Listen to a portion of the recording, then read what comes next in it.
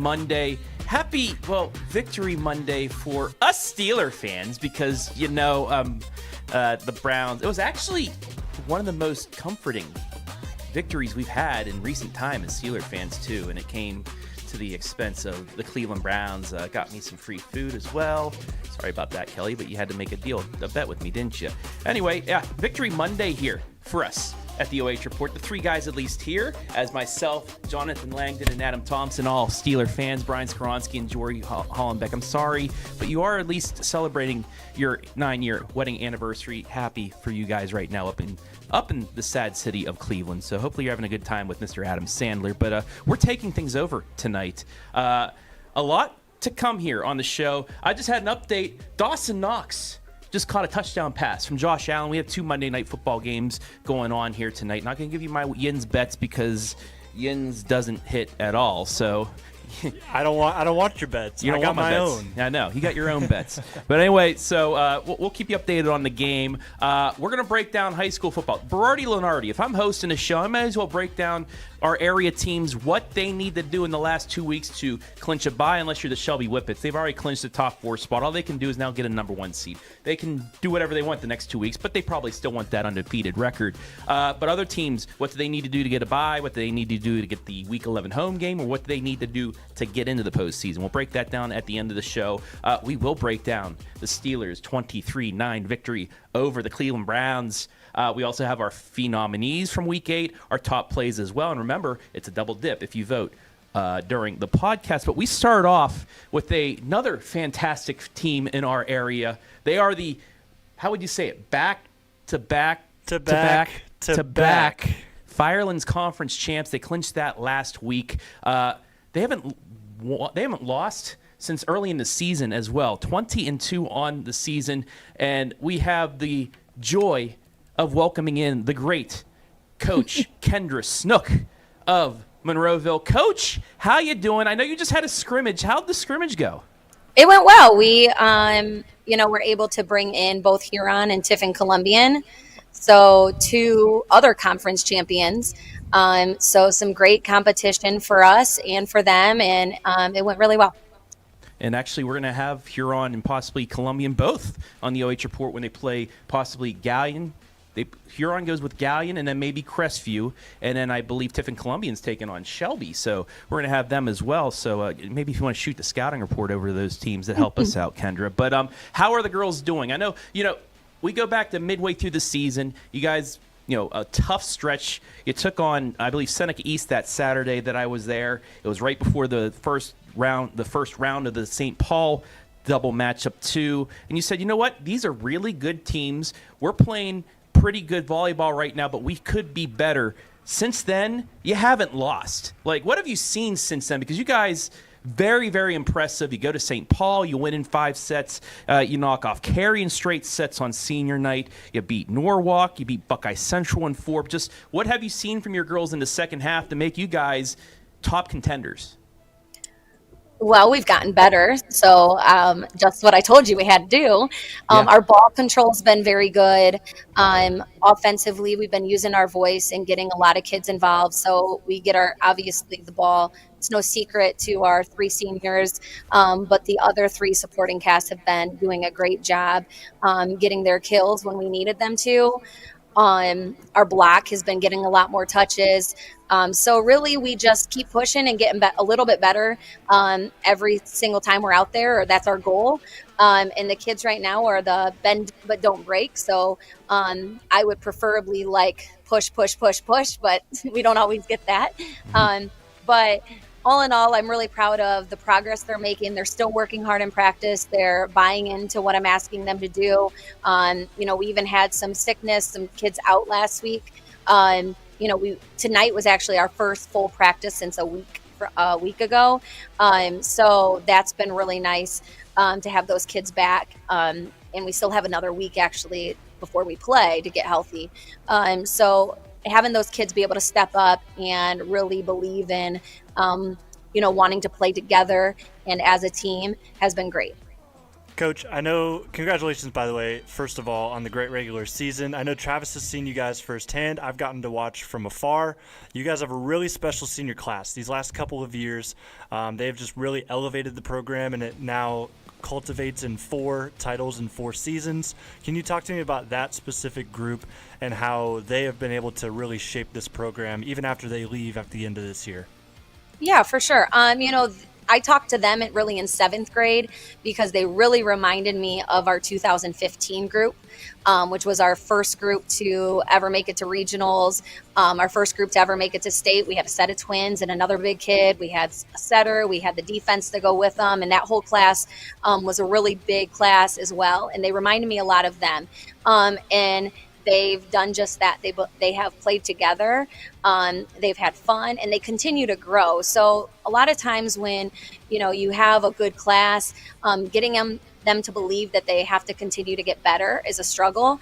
But this hasn't been the case for this group. And, I've coached a lot of them in club, and it's going to be really hard to see them go. But they will definitely be one of the best classes that have come through Monroeville. They're the only 4-time conference champion of any sport as far as 4 straight. So that is pretty impressive in itself. Not only that, though, they're multi-sport athletes. So the fact that they're not only doing volleyball, they're running track, they're on the state softball team and those types of things. They're just good leaders, good role models. And not only do their underclassmen, but, I have a daughter in junior high, and that whole group looks up to them and sees how special they are. So I want to keep coaching them for another month. That would be great. But, they have definitely left their mark on Monroeville and have left the program in a better place. And it was in a good place when they got here, but they've left it even in a better place. Well, let's hype up some of these seniors, Coach. Addie Lyons, another Lions coming through. It's phenomenal in volleyball. 439 assists, 1,000 probably in one season. That's nuts when it comes to volleyball. And then you have your 3 kills leaders, all over 200 kills. Reber's got 277. And the Adams sisters, the Adams family, it is Halloween, 205 and 228. But, when we started with you guys, this was 4 years? It was 4 years ago. Hey, you're welcome for the good juju the last 4 years. But you said, I remember, after that win against Buckeye Central in I believe it was the district championship match at Willard, you said these freshmen, I have great seniors, I have a great junior class, but these freshmen are going to be special. And they absolutely have. But also, being 4-time conference champs, going to a state championship match, winning multiple regional championships, how much did that help them be battle-tested for their final year, this senior year? Because after the 2-2 start, your last 18 matches, you've only lost 8 sets. That's nuts. Yeah, they have the goals and they have the mindset of what they want to do this season. And we've kind of talked about that. To start this year, I'll take the 2 losses. Usually my dad says he'll take them and I get all the wins. But, we'll take them. We had a different lineup than what we're using now. But I'm actually glad we lost those 2 early on because it has allowed us to change and allow us to grow and allow us to continue to get better. You either win or you learn. And we learned really early.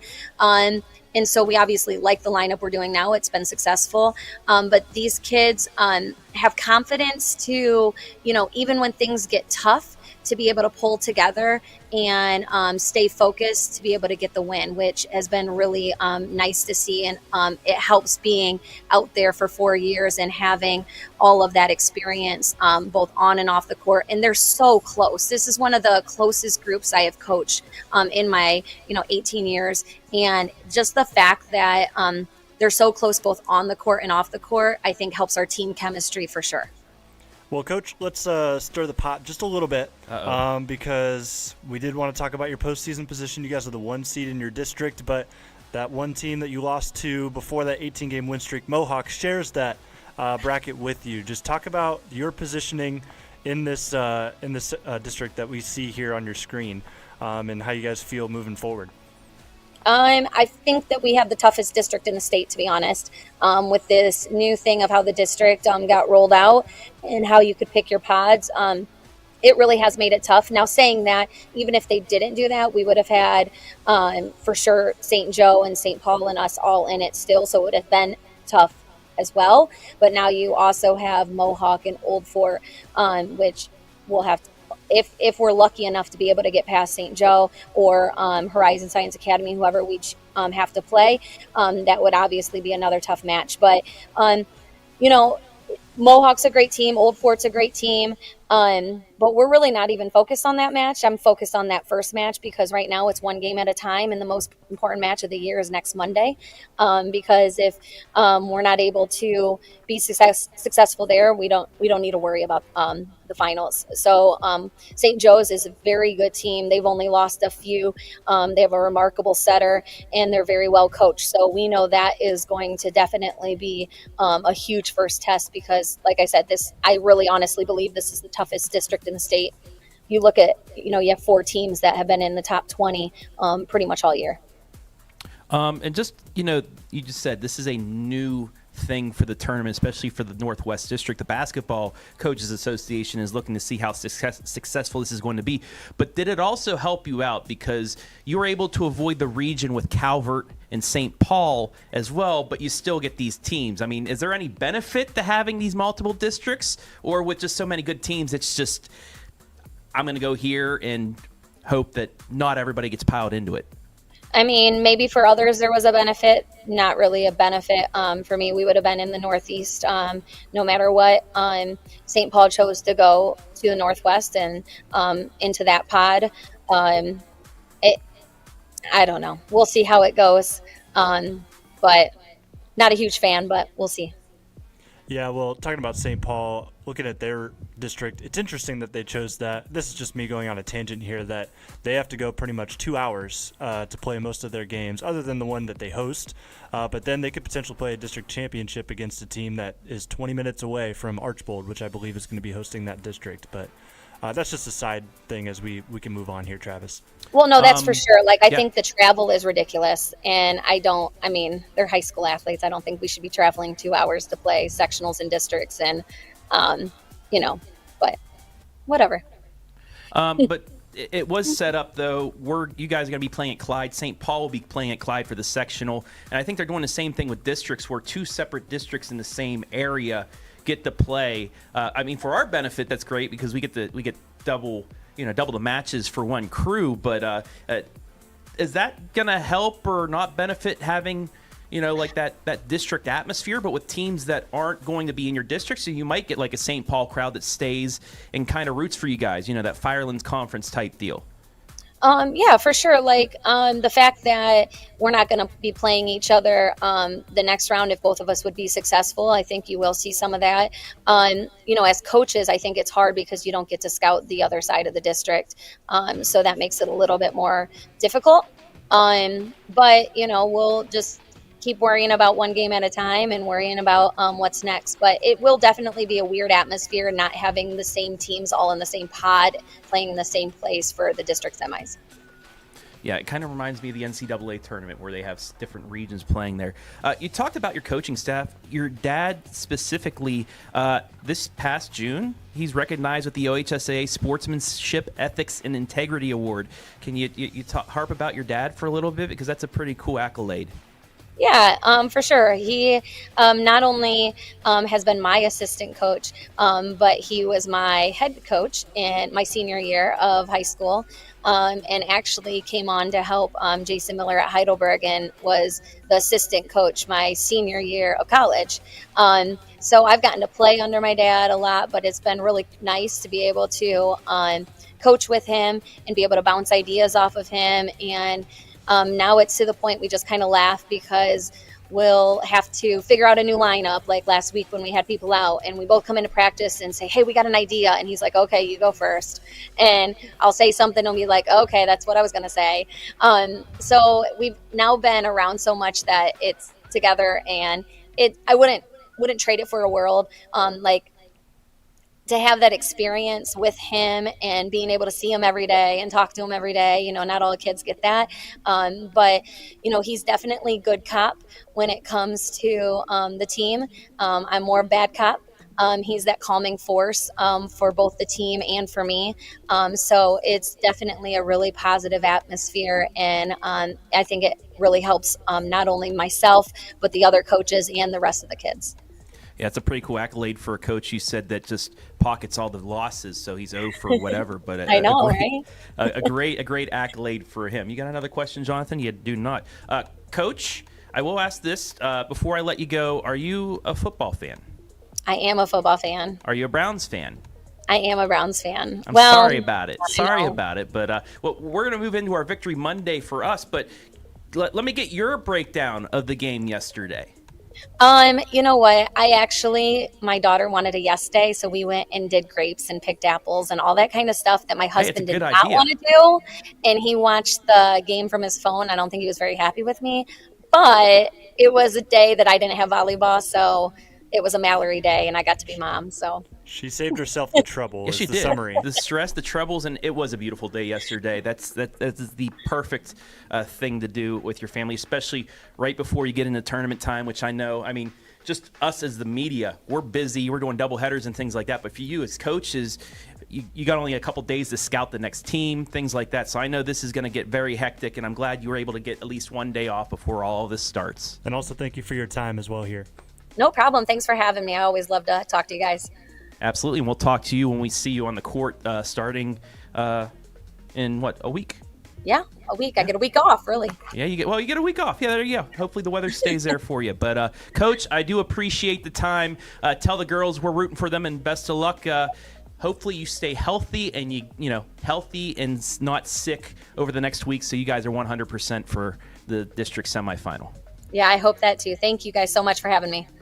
Thank you. That's head coach Kendra Snook of the Monroeville Lady Eagles. As you see the bracket one more time, they get the bye. They get a week. That's why they had I like that they had that try scrimmage with two very good teams out of the SBC in Tiffin Columbian and then in Huron as well. But, yeah, they'll get a 2 seed going right at them. Yeah. Two seeds actually going right at them because that's how they have it in that district now. But going right at Monroeville, but also avoiding Calvert and St. Paul. It's a lot of chess you're playing here with this district because there's so many great teams. Do you go at the number 1 team in the state? Do you not? Do you go at Monroeville, the number 5 team in the state? Things like that. It's a lot of chess against people that are playing checkers. And there's other factors that go into it as well, because I know that I talked to Centerburg's coach, Abigail Boudinot. The reason that she decided to play as a 7 seed, play number 5 Northridge, is because they have a favorable gym for volleyball. It's not like a Clear Fork sort of deal where you got low ceilings that can play a factor. So that definitely also plays into the minds of volleyball coaches as they go in and get to pick where they go. I think it favors the lower seeds, which is great, honestly. I think in a sport like volleyball, those lower seeds, any boost that they can get to potentially pull off an upset, that'd be great to see. That's very exciting, very entertaining on my side of things in the media. And what about you, Travis? What else is entertaining is the fact that tomorrow starts our first set of tournament coverage for the 25-26 school year. You will be heading down to Northridge as the Lady Trojans look to take on Northridge at home. And that's a former colleague of ours that is now or is it Madison Plains? Madison Plains. Madison Plains is that. We would.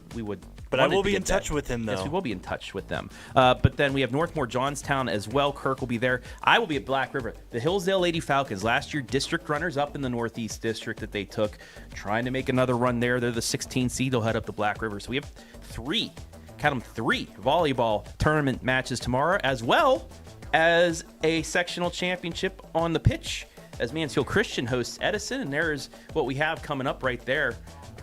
Volleyball schedule at the moment in the TBA. Those are the winners of the sectional. That'll be tomorrow. So, thoughts on your your second full volleyball coverage? You and I were the ones calling state volleyball last year. We got through it, but now that you're used to 1 year of doing this, how are you feeling going into this? I feel really good going into this volleyball season. There's a lot of teams to be excited about in our OH.Report area. Will they all make it to the end? Odds are probably not. We definitely think that we're going to have more than we did last year. We had Shelby that made it all the way to a state Final Four. We had Pleasant that we followed kind of from a distance. We had the rare 2 teams playing in a Final Four. Calvert played St. Paul in that state semifinal. Yeah, 100%.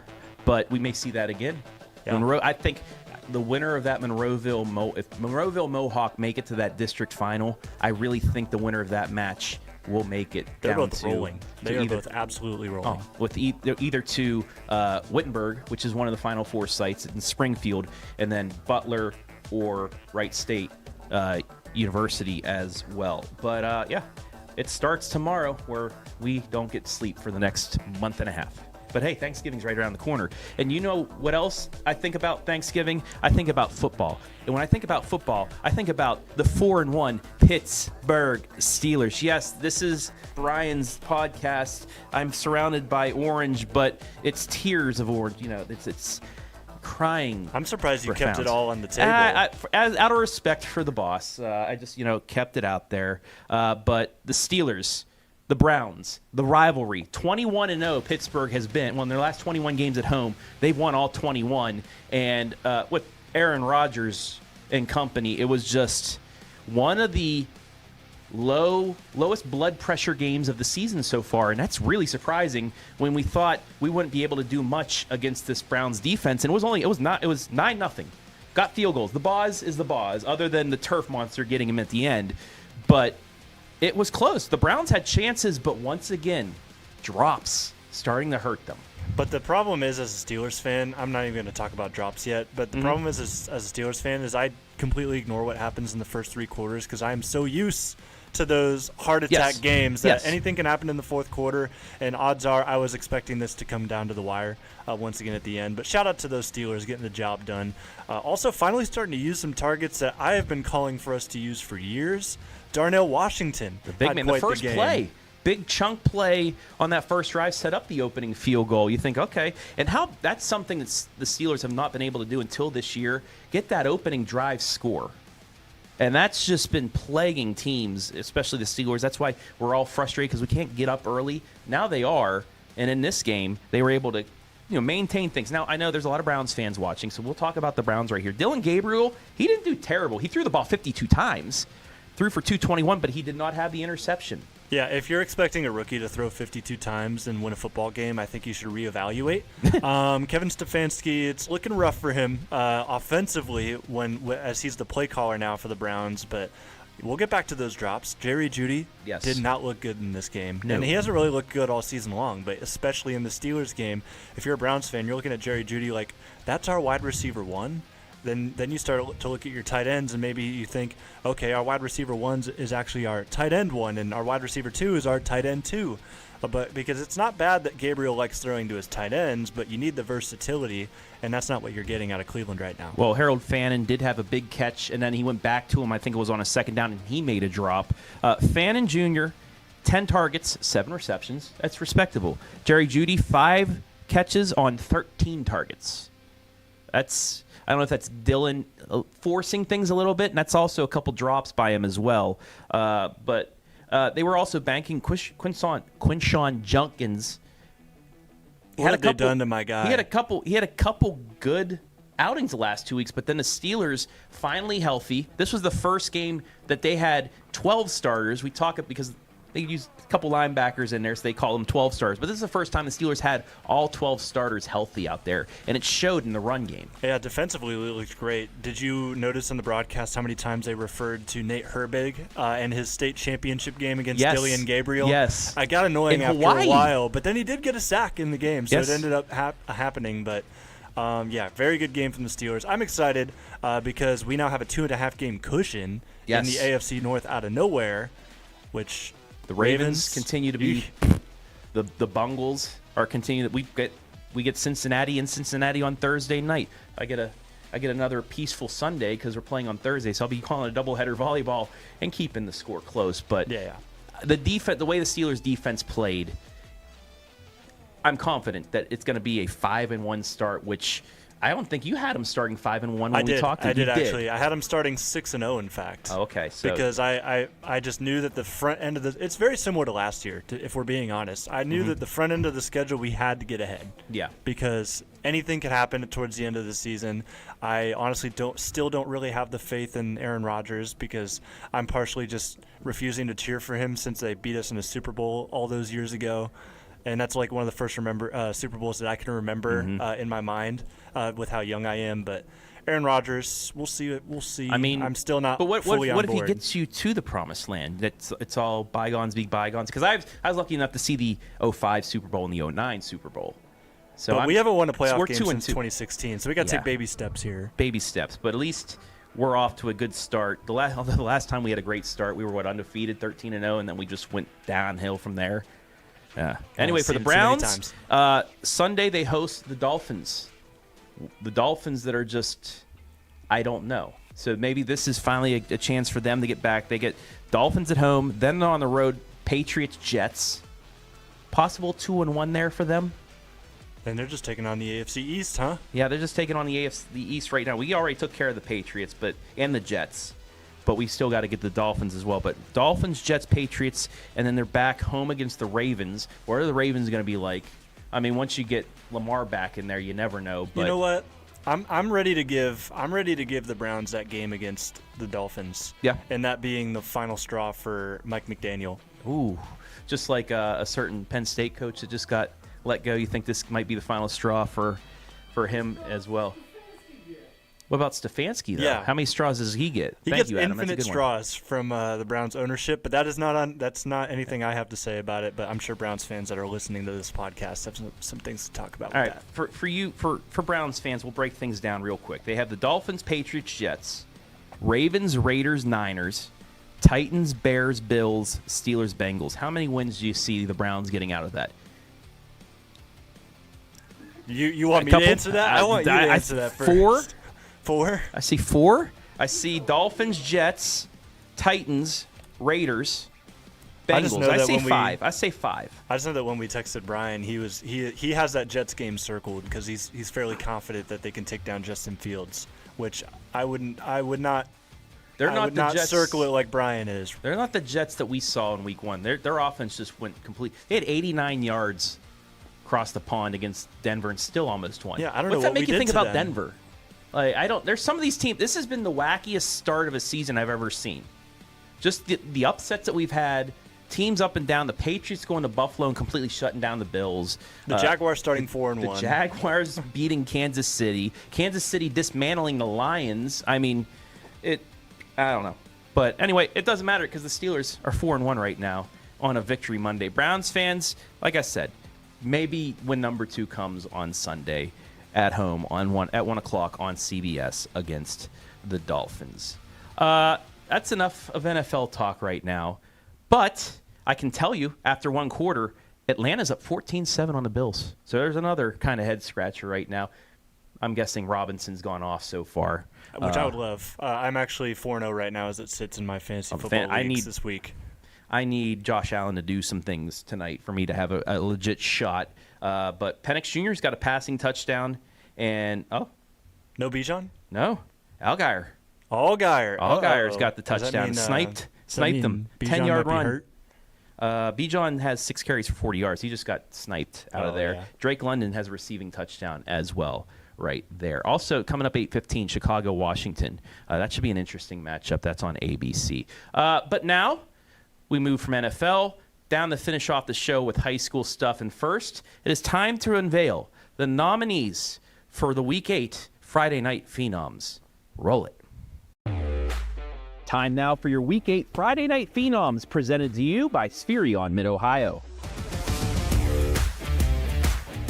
Will this be the week we get a Shelby Whippet as a winner? It's been getting closer and closer each week, but maybe Phenominee number 1, Braden DeVito, can finally do it. Another stellar night on the gridiron, amassing over 300 all-purpose yards while accounting for 5 more touchdowns, 3 through the air and 2 on the ground, as the Whippets inch closer to an undefeated regular season. Nominee number 2 helped keep the Orville Red Riders in playoff contention as wideout Braylon McDuffie was out there looking like DK Metcalf, making defenders look silly as he hauled in 6 passes for 144 yards and a score, getting the Orville Red Riders a big win to stay in that playoff contention.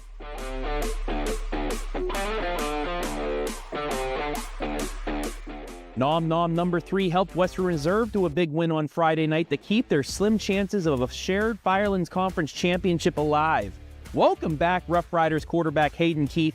Not only did he torch Crestview through the air to the tune of 15 of 23 passing for 271 yards and 5 scores, but he also recorded 3 sacks on defense as he helped hand the Cougars its first conference loss of the season.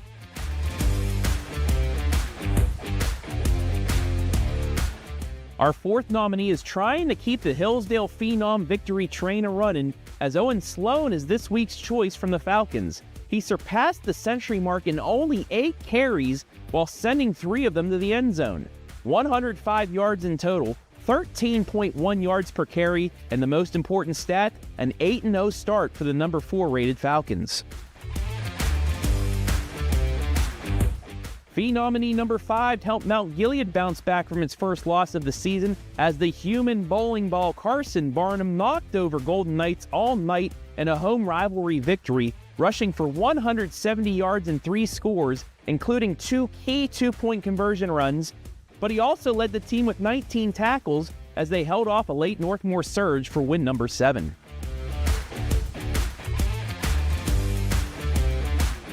More defense for nominee number 6 as Big Walnut TJ Miner is the second consecutive Golden Eagle defensive nominee, racking up 9 tackles, 3.5 tackles for loss, 2.5 sacks, a safety, and a partridge in a pear tree. What, too early? Anyway, Miner was anything but, with his squad winning its 7th in a row to stay at number 2 in Region 7. Our final nominee helped Cary pull off the upset of the night on Friday as Dash Puckett, what a name, had 17 carries, 201 yards, 2 touchdowns, vaulting the Blue Devils to the top of the Northern 10 standings after a 10-point home upset of previously unbeaten Colonel Crawford. Don't look now, but the Blue Devils have won 5 in a row and currently sit in a home playoff spot for Week 11. Cary, baby!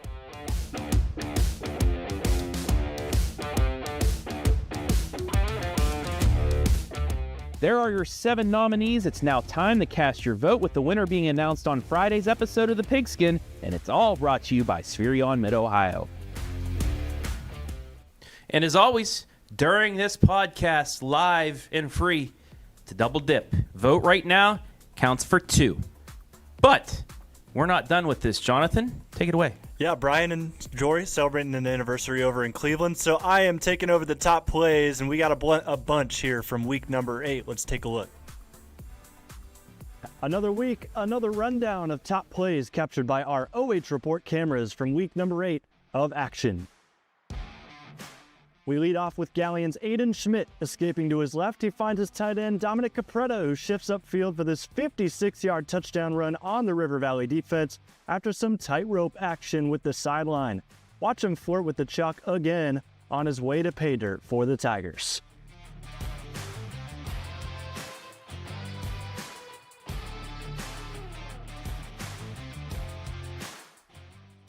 Let's head up to Contractor Stadium as Norwalk St. Paul beat the brakes off of South Central thanks to the freshman Casey Freeze. Whoop! Had to break out the boomerism on that spin cycle from the freshman. 70 yards to the house as the Flyers kept their foot on the pedal in the 4th against the Trojans.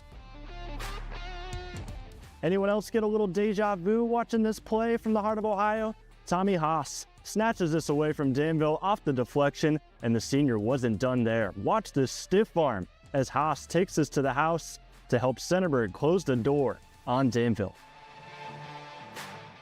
Big Walnut's got some big fellas up front, and at play number 4, we've placed TJ Miner front and center. How about the sack in the end zone to secure the safety? The senior got the Golden Eagle crowd into it on their way to a rout of the Warriors.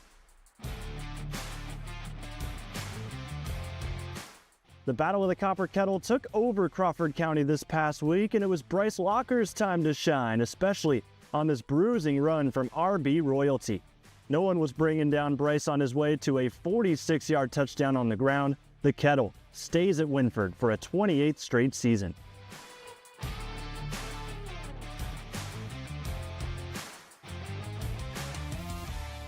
Those Hillsdale Falcons continue to plow through the WCAL, much like Owen Sloan does right here against Northwestern. Senior takes the pitch, forces some slippage from a tailing Husky, and explodes past the pack for a 45-yard TD. Watch it again as the blockers part the sea just in time for Sloan to slide on by for yet another score in this running clock contest.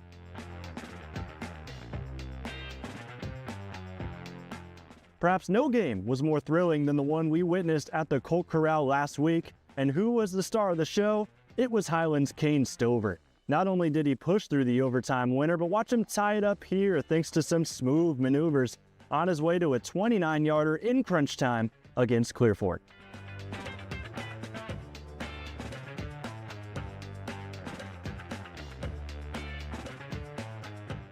Insert obligatory Shelby shoutout at play number 8, rolling back in the pocket. Let's put this one in slow-mo as the Air Force commit airs it out to Bowman for a 37-yard connection. The Whippets have been whipped into shape from the get-go as they remain unbeaten with an outright MOAC title right there for the taking.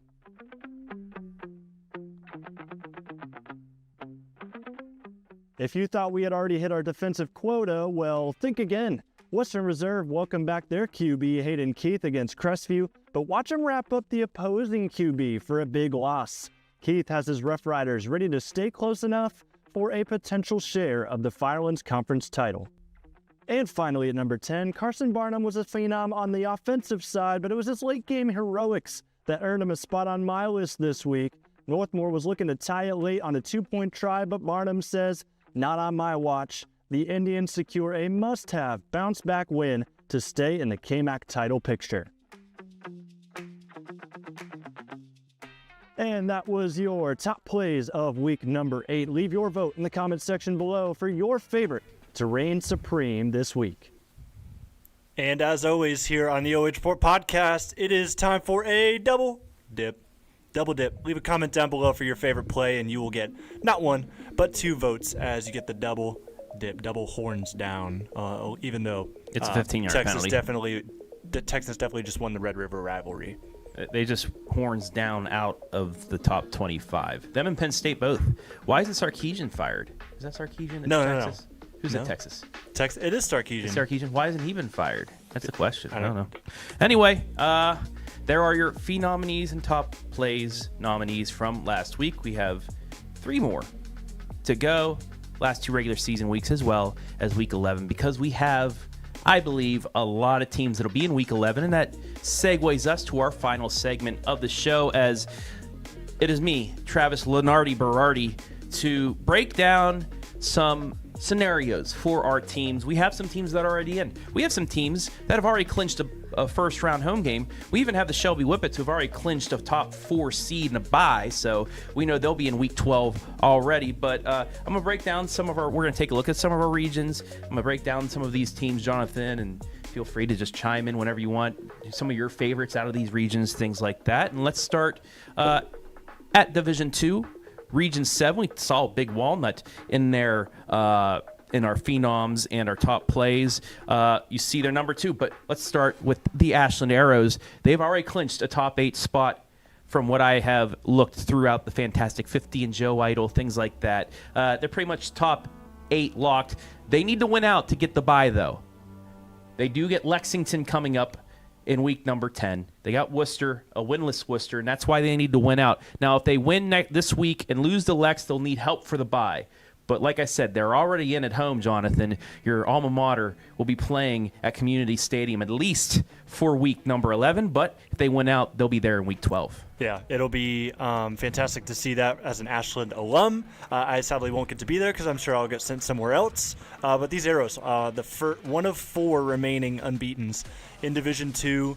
But I am definitely looking down the list at some of those teams in this region. This is a loaded region, by the way. You've got a 7-1 Big Walnut that we follow extensively here on the OH.Report. You've got St. Francis de Sales, headed up by R.J. Day, the quarterback for that team, son of the head coach you may know over at Ohio State. Canal Winchester, they were at the top of this until they lost, I believe, this past week. That allowed Ashland to jump up to first. 4 weeks ago. They did 4 weeks ago? Yeah, it seems like last week. That's how fast we go. But yeah, well, you said Big Walnut. Well, they are also going to be playing at home. It's just a matter of, will that be in week 11 or week number 12? Win out, possibly the number 1 overall seed. 1 win most likely clinches a bye just because they have that tough last 2 weeks of their schedule. So Big Walnut, they will be playing at home as well. We got 2 more teams. A team that we covered twice, the Louisville Leopards. Yes. They need to win out to get in. They had that tough loss we saw to Canfield a couple weeks ago where they just another drop that could have set them up, and they'd be in good position right now. But they need to win out to get in, or also if they went out and get help, they would be at home for week number 11. And then I got to shout out Adam Thompson and his Mount Vernon Yellow Jackets. I hear the buzz. 1 win out of the last 2 weeks, they get in. Win on Friday. They get the win this Friday. They get a week 11 home game.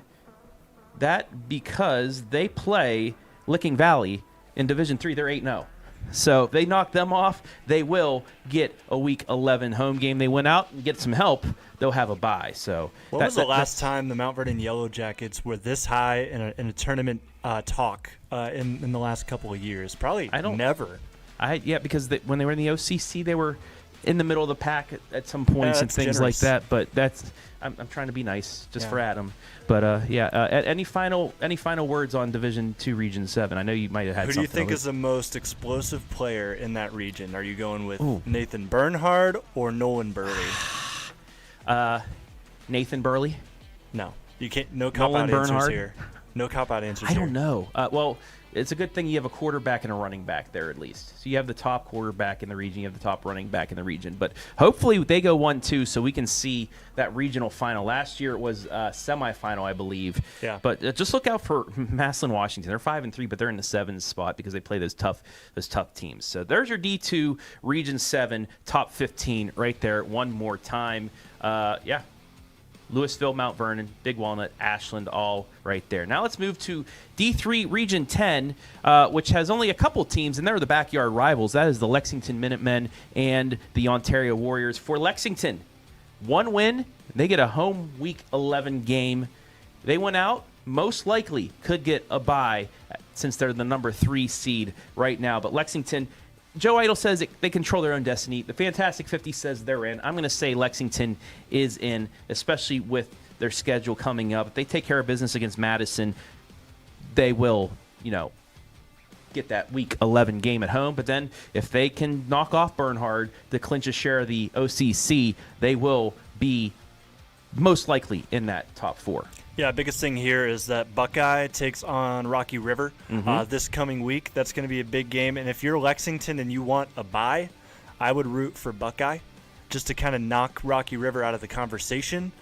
Because if Rocky River does win that game, then both of them could be in the picture of potentially earning that bye. So that's a game that you're keeping an eye on if you're a Lexington Minutemen fan. And also, if you're looking at your rivals, Ontario, the number 14 seed currently, they need to win out to get in. For sure. They beat Highland, they beat River Valley, 2 D4 teams, 3 and 5 each. They went out, they're most likely in.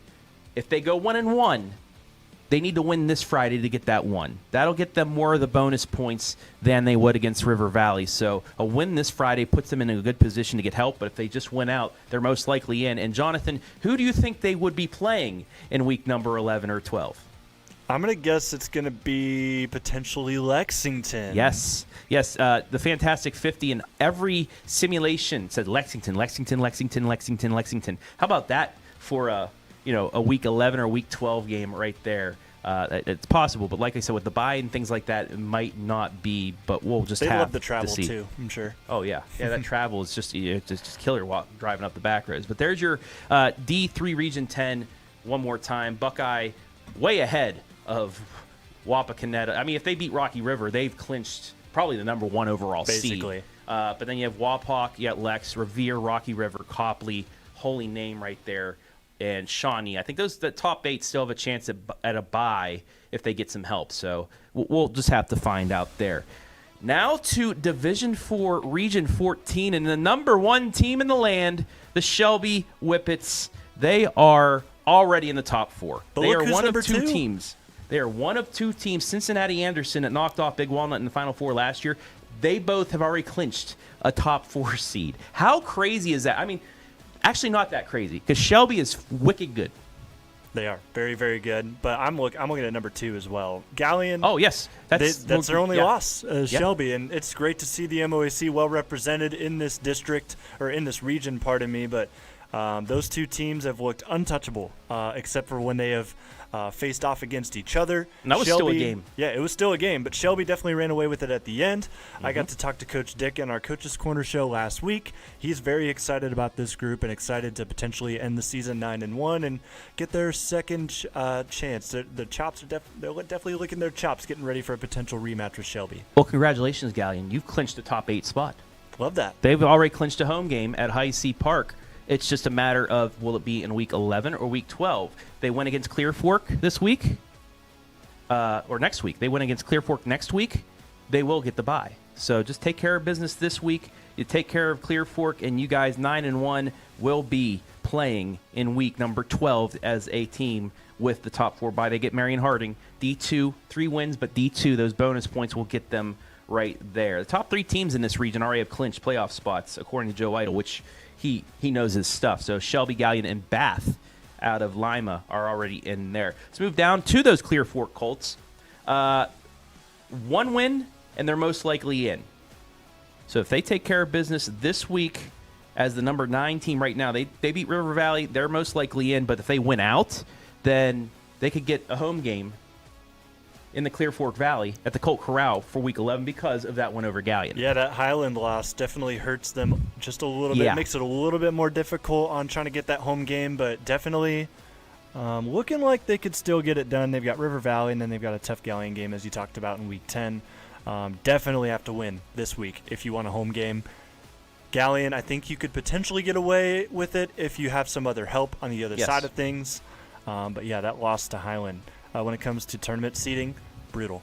Last 2 teams we're going to cover here in this region. Orville, just saw them. Big win this past week over the Worthington Christian to stay alive. They just need 1 win in the next 2 weeks against the top 2 teams in Triway and Manchester. We'll have that game this Friday. They could clinch a spot there. 2 wins, and they most likely will be back in Orville by the Smuckers plant here for week number 11. And finally, River Valley. They need to win out and get help. That's how far back they are. They're still technically in the race. They need to win out and get help. So there's your Region 14 standings once again, led by a lot of points. Shelby with 23.8, Galleon back behind them at 15.6. Yeah, they're not getting touched. No. But there is Region 14. Now to D5 Region 18 real quick. We have to talk about the Fighting Scott Spittlers. They're sitting in 5th right now. They're in already. Fredericktown is back in the postseason thanks to Scott Spittler's squad. But if they win out, they're home in week 11. 1 win in the next 2 weeks and help will most likely keep them in the top 8. They have Danville at home. Then they had the Freddyburg game at home against Centerburg. They got some tough games. Yes, they do. They have a lot of points up for grabs, though, with that. And also a team that we're going to see in week 10 in a highlight against Hillsdale, Norwayne. They're in. They get 1 win. They're most likely in for week 11. 2, they could get a top 4 spot right there. So Fredericktown, and then we brought in Norwayne as well. Those 2 teams. Also Utica, still in it at number 15. Yeah, shout out Utica. Beating Danville early on in the season. They kind of sent the Devils spiraling just a little bit, and that team's starting to bounce back. I believe they were 2-4 at one point in the season, so they're starting to build themselves back up into tough LCL. And then also shout out to that number 3 spot, Triway, a team that we've started to see a little bit more often here at the OH.Report. They sit 7-1, and they're sitting pretty as well in a region that I think is up for grabs. Yeah, like we said, Orville will play them in week number 10. If Orville can't get it done, that will be a must-win for them at home at Orville. Both games, Orville, Manchester, Orville, Triway, will be at Orville. Let's move on now to D6 Region 22. And, let's now talk about Cary, baby. The biggest win in the last couple of weeks, 10-point victory at home over Colonel Crawford, jumped them up into a top 8 spot. Cary, guess what? They're already in. They are in the postseason. It says they control their own destiny, but with the Fantastic 50 and everything else, a lot has to happen if they lose out for them not to make it. They're pretty much in. Lenardi says so. If they win out, they'll be back at Cary as well. They got Mohawk, but you saw what they were able to do against Colonel Crawford. Colonel Crawford beat Mohawk, so not only is a Northern 10 championship up for grabs, but they could be playing at home in week 11. Some people may be triggered by this take, but if you watch a lot of college football, they are the Notre Dame of high school football. Yes. You lose 3 tough I mean tough. Very tough. Non-conference games. Hopewell Loudon 7-1, Galleon 7-1, Lima Central Catholic 8-0. They're the most likely, according to many, to beat Marion Local this year. But they only lost to them 6-0, and then you see them rip off 5 straight here in N10 play.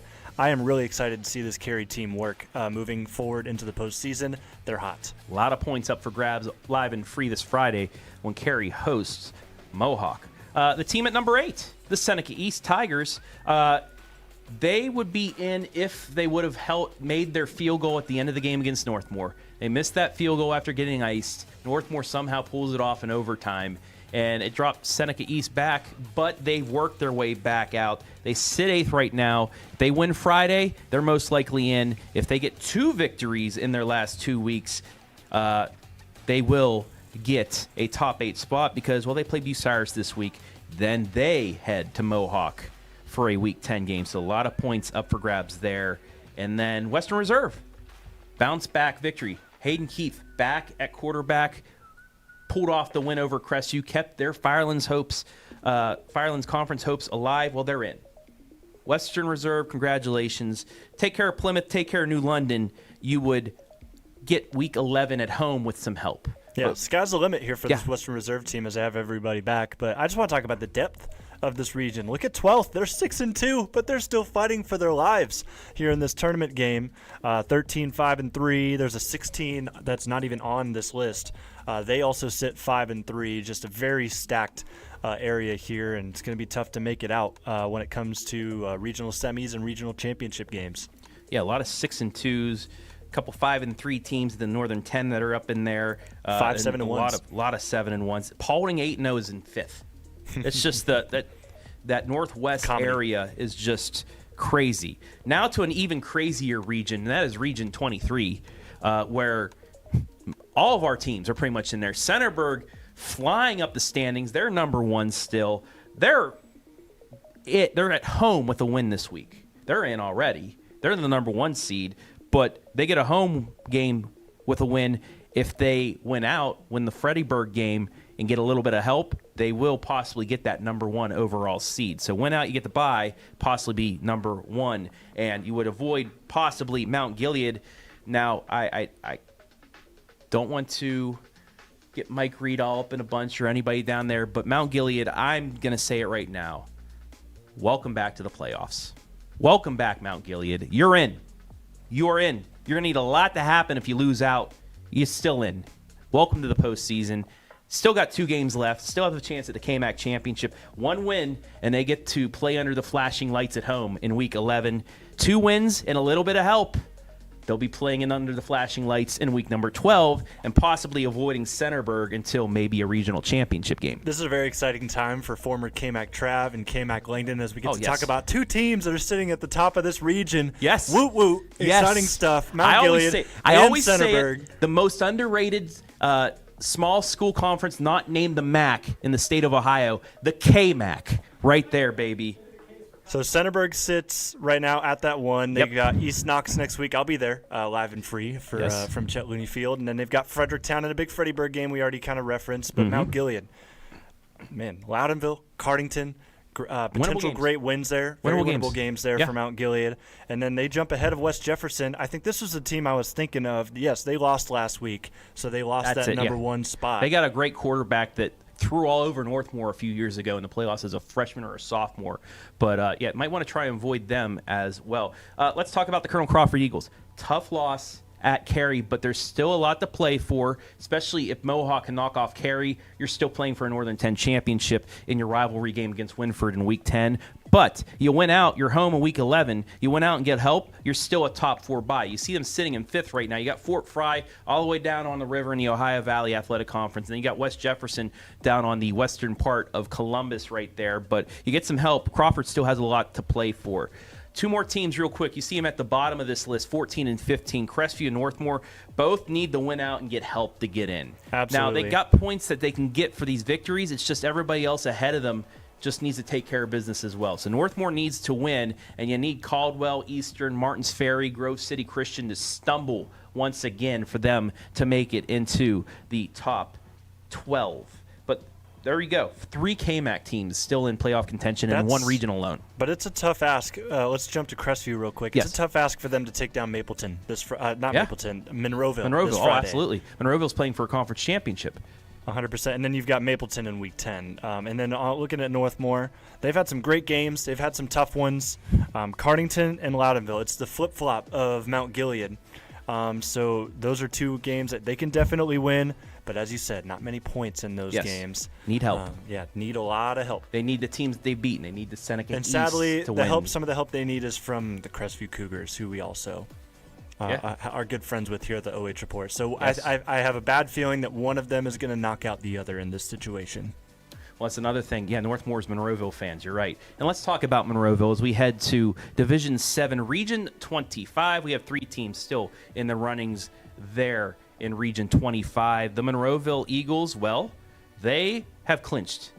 Joe Idle clinched as well. They've clinched a playoff spot. So welcome to the postseason. Monroeville is for sure a thing. They're home in week 11 as well.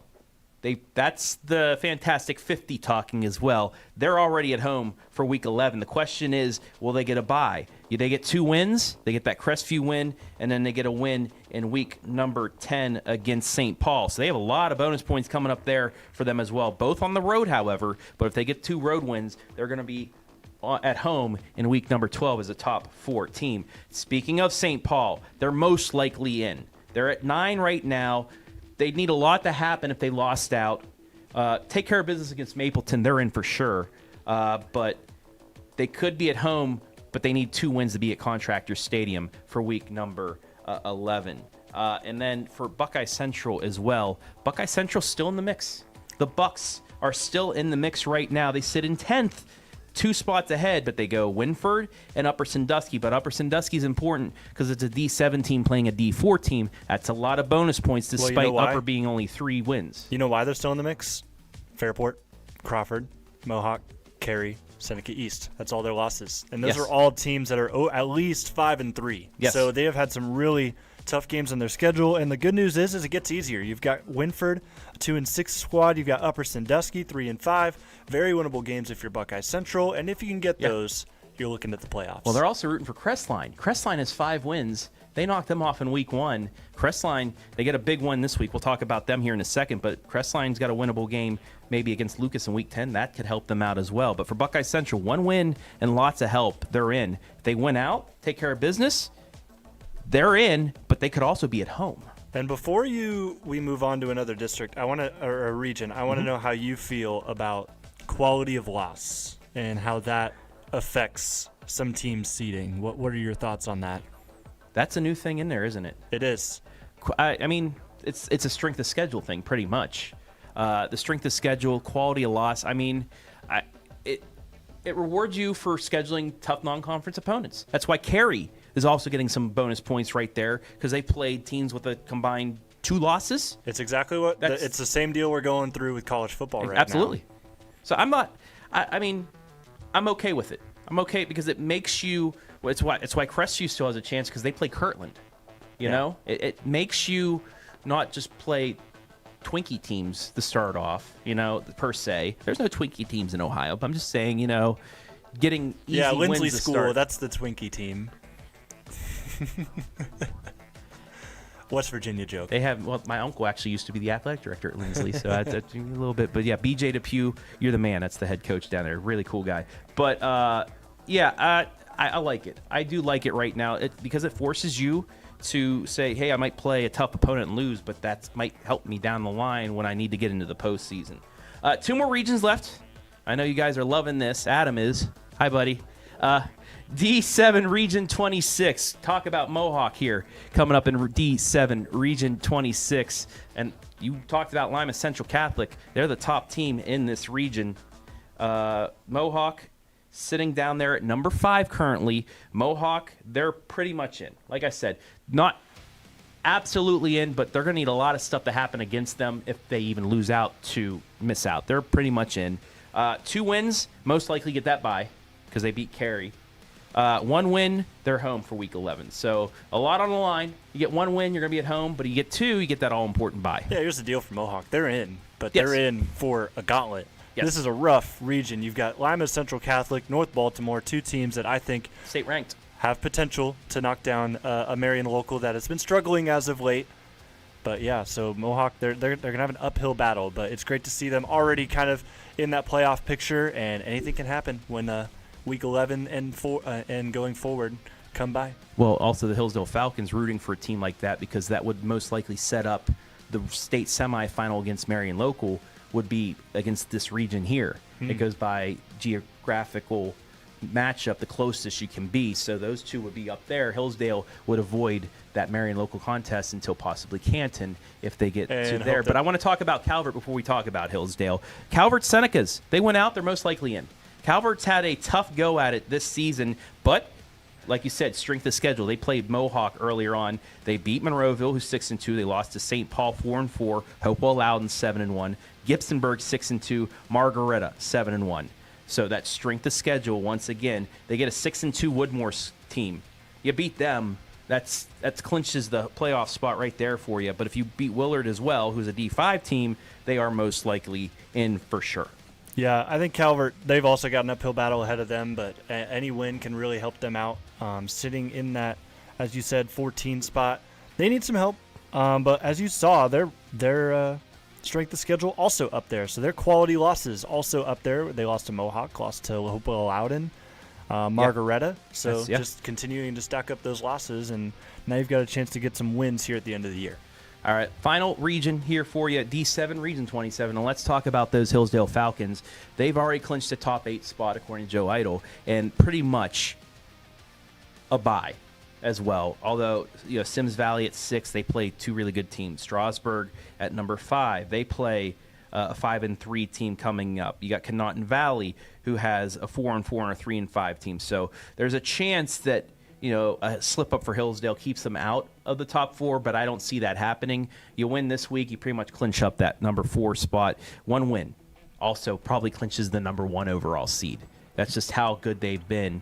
And also might take a little bit off your shoulders going into that Norwayne game for the WCAL championship, because you've already clinched the top 4 spot. Yeah, and I hate to say it, this region looks a lot like what Danville had last year. Yes, I agree. Just the fact that Southeast Ohio, some decent schools here, but I just feel like when you get to a team that you're not familiar with, and that's exactly what Danville was last year, a lot of the schools that were playing each other knew who they were up against, and then Danville came down 2 hours away and just blew everybody out of the water. And I feel like that's exactly what we're going to see out of Hillsdale. But transitioning over to Danville, they sit behind Crestline, which is not something that was on my bingo card coming into this year. Well, that and they get Fredericktown. So this is a big one. One win, they're in. They win on Friday against Fredericktown. They'll be at Tough Street Stadium in that beautiful turf for Week 11 as well. And also want to say thanks to everybody still watching on the OH Report. Give me some shout-outs of what teams you think will go far. You have a couple more minutes to comment in the comments section. We love comments. We love shouting you out. Yeah, so do that in there. But yeah, Danville, one win, and they're in for sure. That could be against East Knox and Devil Dog, or that can be in a big one at Fredericktown this Friday night. But a win Friday night, they'll be at home in Tough Street, too. So a lot to play for them in week number 9. And even if they slip up there, a win most likely in week 10 against East Knox at home could get you still into the postseason. Yeah, I think the odds are good that they're going to get at least one of those 2 wins in the next 2 weeks. So look to them being back at Tough Street for a chance, potentially at that 8 spot, jumping over Crestline. That would be an interesting first-round game if it does end up happening. Also want to give a shout-out to some good friends going to Miller High School, Miller Falcons. Got to see them play Danville last year. Yeah. They enjoyed our coverage at the OH Report. Maybe if they can sneak back in, we could find our way over to Miller if they take on one of our teams. Well, speaking of number 4, Conotton Valley, I'm wearing my Bishop Donahue jersey. We played Conotton Valley in football first couple of years, and I played them in basketball too. So that's out by the lake down there. And then Strasburg, a team that we cover in basketball. Tyler Bates down there too. Shout out Tyler. Let's talk about Crestline though. 8-0 North Baltimore at home coming up on Friday night. Crestline most likely in already. So how about that? Back-to-back years, the Bulldogs are in the postseason, and this time is a little bit harder with only 12 teams. A win on Friday, though, big upset, clinches another home game at Crestline for Week 11. Unless they lose, they beat Lucas next week at Lucas and get some help, then they will be at home. And speaking of Lucas, our final team we're talking about tonight, I'll be on the call. Say take on Lutheran East. D3 squad, a lot of bonus points for them. They went out, they're in. They get one win out of the next two, they'll need a lot of help. But there's still, you're saying there's a chance for the Lucas Cubs. I am saying there's still a chance for the Lucas Cubs to sneak in at maybe 4-6 or 5-5. Are you sure that's Yeah. the last team we're going to talk about? You don't want to talk about Ed Hannebarger's group over at Loudonville? Yes, let's talk about it in Hodderberger's group at Loudonville. Still something to play for. They're still in it. But they got to knock off Mount Gilead. They need to win out.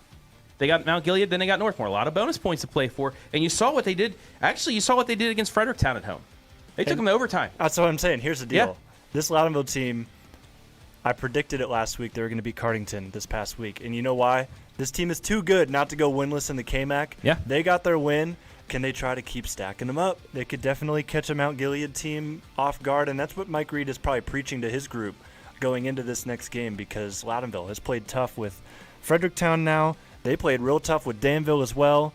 Let's just keep an eye out for those Redbirds. Ed Hannebarger has them playing well at the end of the year here. Yeah, hey, you never know. Spoiler.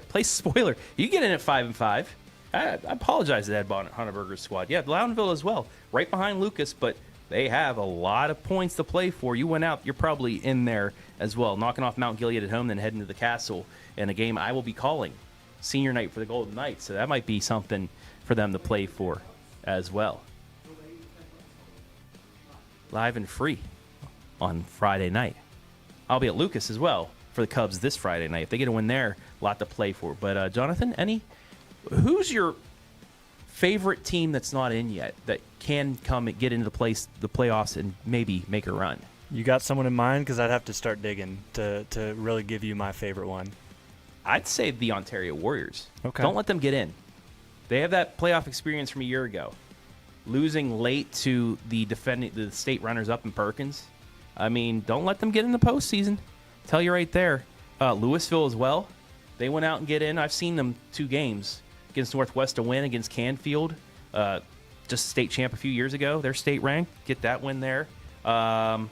I think I'm going to go with your Golden Knights, Travis. They need a lot to that happen. Northmore team needs a lot to happen. But they have looked good. They're one of the better throwing teams in the KMAC, and that's usually been a recipe for success, not necessarily this year because of how tough Mount Gilead's been. But if you look at Northmore moving forward, I think the pass gives you a big boost when it comes to the tournament, because anybody can prep for a team that runs the football anywhere. But if you have that pass game going and you could run into a team that's not familiar with you, you could shake some heads and you can really surprise in the postseason.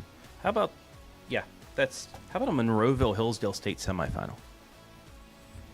Hey? I don't know how we feel or about that. St. Paul, they get in there. Who knows? But we'll find out here in the next coming weeks. This has been Berardi Lenardi High School Football Talk with special guest host Jonathan Langdon. Where's my nickname? K-Mac Langdon. K-Mac Langdon. Okay. Absolutely. Let's give you one more Monday Night Football update here, as I believe they made it to the half. Let's take a look. And, also an update for you. It's 21-7 Atlanta.